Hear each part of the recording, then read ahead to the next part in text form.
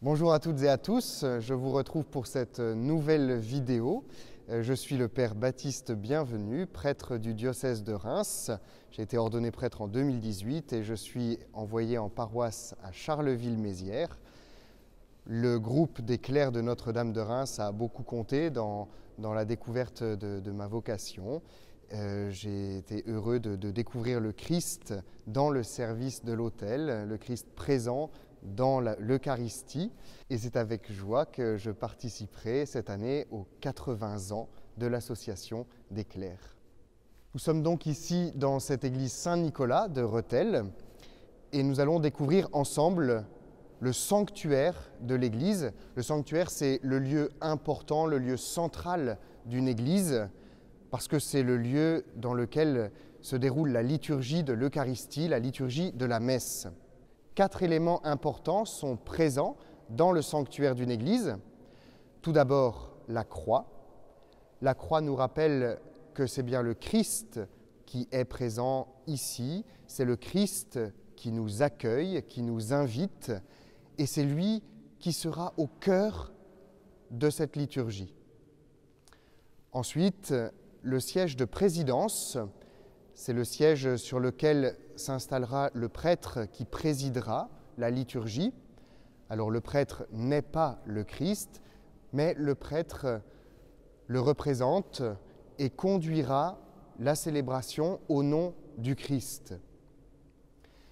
L'ambon, c'est le lieu d'où est proclamée la parole de Dieu.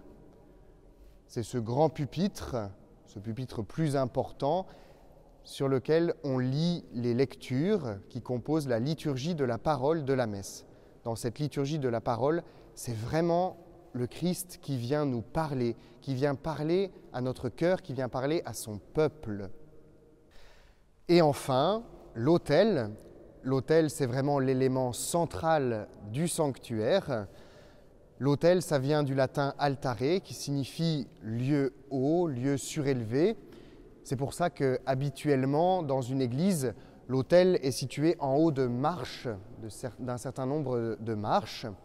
L'autel, c'est donc cette grande table, cette sorte de table sur laquelle on célèbre l'Eucharistie, où on fait mémoire du dernier repas du Christ dans lequel il se livre lui-même en nourriture, dans le pain et dans le vin, que l'on consacre tous les dimanches à la messe. L'autel, habituellement, est dans la même matière que l'ambon.